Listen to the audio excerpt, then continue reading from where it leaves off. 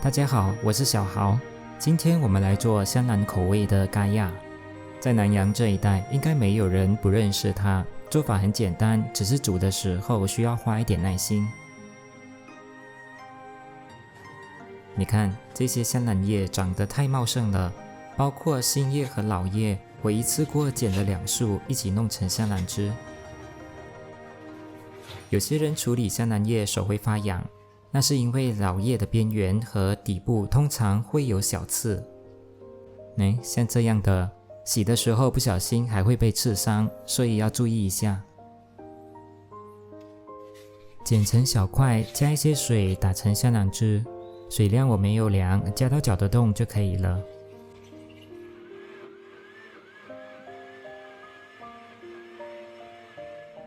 过滤。这一次处理的香兰叶比较多，我会重复用这一些香兰汁来打接下来的香兰叶，直到搅不动了我才加新的水。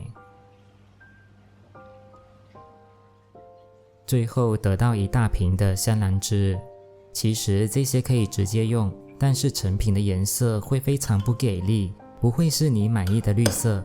先让它沉淀，我们只取浓缩精华的部分。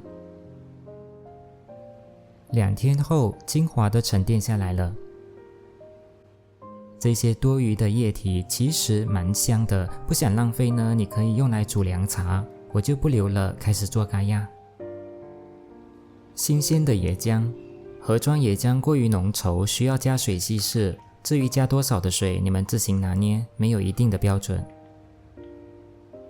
加入白糖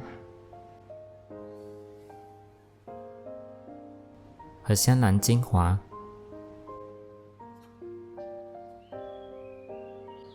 搅拌到糖完全融化，用力一点也不要紧。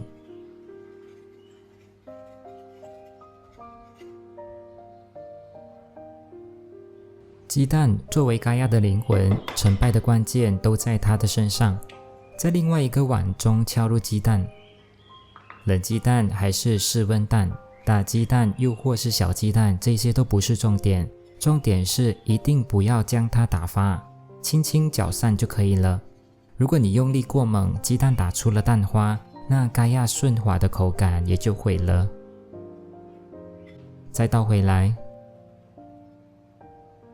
一样的轻轻拌匀。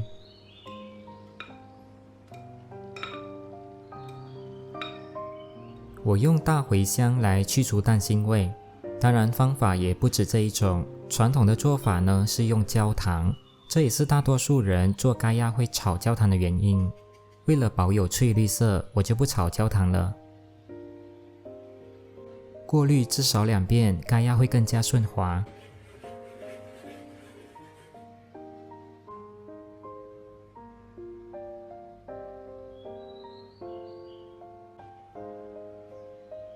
蛋糊就准备好了，我们来煮咖亚。直接煮还是隔水煮，哪个比较好？其实都可以。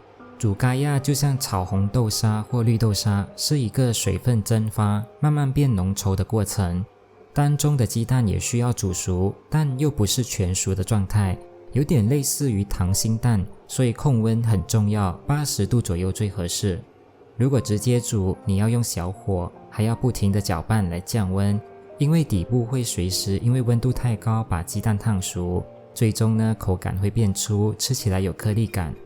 相反的，隔水煮的话呢，你就不需要不停的搅拌了，大概隔2到3分钟搅拌一下就好，不用太担心咖亚的温度，它是上不去的，有温度计你可以量一下，最高也不会超过90度。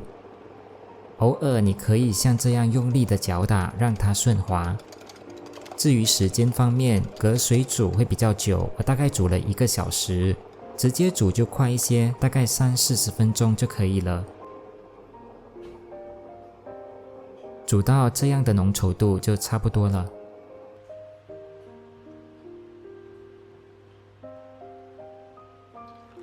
瓶罐用热水来杀菌消毒。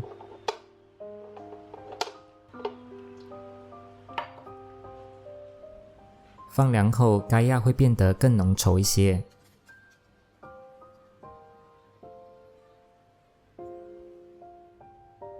把还没有用完的香兰精华冰成冰块，下次要用多少就拿多少出来解冻，非常的方便。自己做的咖亚没有放防腐剂，虽然高糖可以延长保质期，但还是建议你们放冰箱保存更好。希望你们都能做出顺滑香甜的咖亚。谢谢你们的收看，我是小豪，我们下期再见。